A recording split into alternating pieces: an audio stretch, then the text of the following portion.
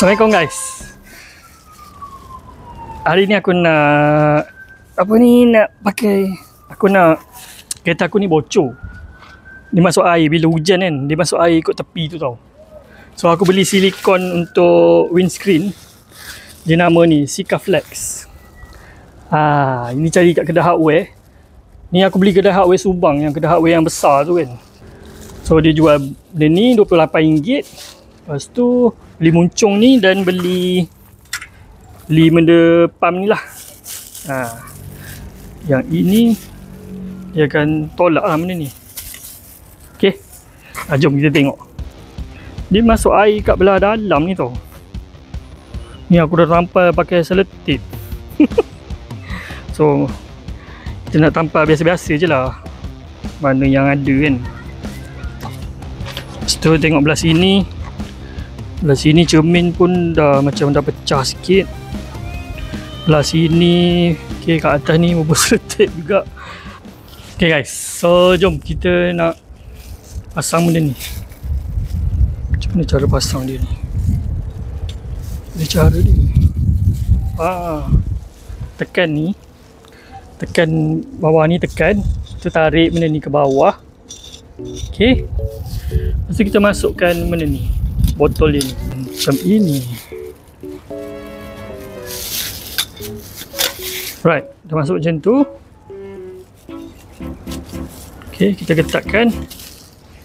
Kemudian kita boleh tolak pakai ni. Simple je benda ni guys. Kita nak buang dulu selotip kat sini. Habis banjir lantai kereta banjir tu tak. Tak raga lah kereta racing. Pakai selotip je. Okay, buat nampak je lah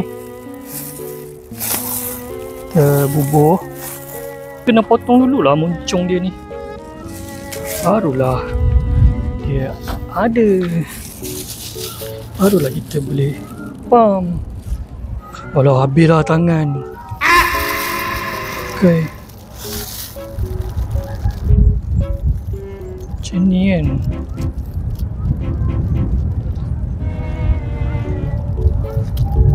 Dia agak-agak tanggal ke lah kalau kena tangan ni.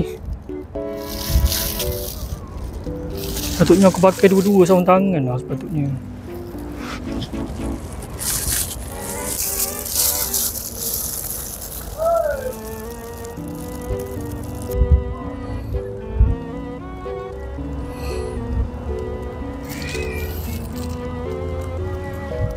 Mungkin tak kemas sangat lah aku buat.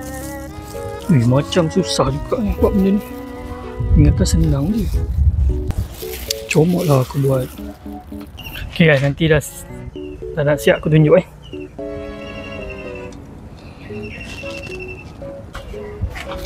Okay guys, rasanya sampai sini je. Aku frust gila. Habis dah hitam tangan. Aku tak tahu macam mana nak tanggalkan. Aduh, penat lah. So macam tu lah basic dia lebih kurang. Kau just tampal je kat cermin kereta korang. Alright, kat getah-getah dia tu kan. So kesimpulan dia bukan senang nak buat sebab silikon ni dia keras. Kau kena tekan kuat tau. Lepas tu tangan tadi dah okey sikit. Basuh pakai air sabun je. Okay. Air basuh pinggan tu kan. Okey dah. Ada sikit lagi, nanti kita nak cuci lagi. Alright. So sampai sini je. Selalulah eksperimen aku ni tak berjaya. Takut sebab aku fikir benda tu macam senang tau. Tapi bila nak tekan benda tu susah tau. Susah rupanya. Aduh, frust.